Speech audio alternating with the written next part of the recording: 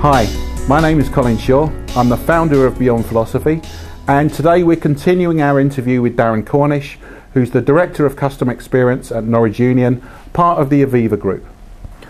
Okay, Darren, so perhaps I could ask you just to cast your mind back to 2001 when you started this program. You know, what did you actually do? What things did you start to undertake to improve the experience? I was set this challenge. I knew I needed some support. I knew I needed to connect into some people who could provide some thought leadership in this space. I had a broad idea of how to best influence our organisation into change, but some of those tools, some of those practices, some of those mechanisms I really needed to import, and that was where I connected into Beyond Philosophy. The first step, I think, was probably two parts running parallel. There was and all through the last 6 years, there's been a lot of design.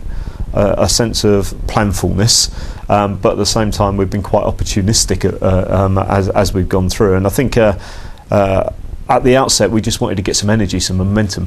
So the first step was working with Beyond Philosophy on some getting it sessions. We didn't communicate to those senior leaders attending that they were called getting it sessions, but really they were a blend of education and understanding, and just getting the conversation going, getting the key people in the organisation to kick the tyres on what a good customer experience could do for their business, and they were fascinating. They unearthed some real misunderstandings, some real confusion. So I remember a great debate that Colin facilitated up in Stansted with some a set of very significantly important directors in terms of what would happen to the customer experience journey from there, and the debate centred around, is there a difference between customer service and customer experience, and the real kind of the penny dropping moment when as a group of directors there was a realisation that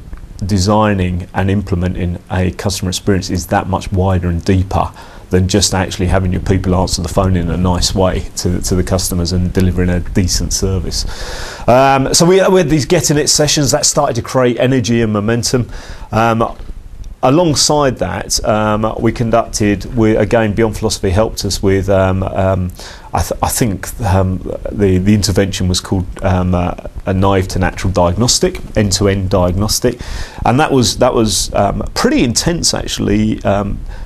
Interviews, one-on-one or two-on-one, with directors and heads of the business who were either presently overseeing large aspects of the customer experience or were controlling the plans and the vision for where the business was going, and those interviews really probed around just how much of our funding, just how much of our investment, our resource, our effort, our thinking in terms of our plans and our focus was genuinely centred on the customer and was outside in, as opposed to we need to fix this, and if it does have a benefit for the customer, then that's kind of lucky on but a side issue.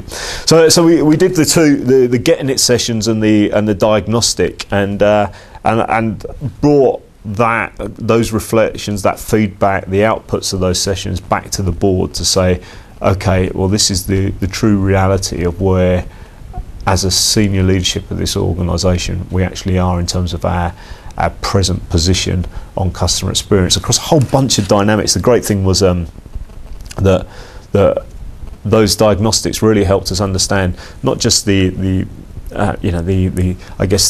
end outcome in terms of what customers were saying as to how satisfied they were with our service, whether they were advocates of our service, but looking within the organisation, our processes, how were our processes designed? Were they designed from the inside to make things more efficient, or were they designed actually with the customer in mind? Our measures, one thing we very quickly discovered working with Beyond Philosophy was just how damaging the impact of some of our targets and incentives and measures was on the customer experience, how pervasive getting the wrong measure was on behaviours of our people, our IT systems, and just what a monster we had in terms of shifting our IT performance towards the customer, our marketing and brand, which operated in a pretty siloed customer acquisition focus, the classic kind of marketing, communication, advertising, promotions, but was missing some great opportunities in terms of being able to connect across the organisation with the customer experience. So some fantastic learns for us, which gave us a great route map in terms of what do we now do for the next couple of years to start to move this forward. Thanks very much, Darren. So this is the end of this clip on how Norwich Union have gone about improving their customer experience. There is a series of other clips that you'll hear Darren speaking on, and we hope you check those out. And in the meantime, if you'd like any further information, then please check out our website.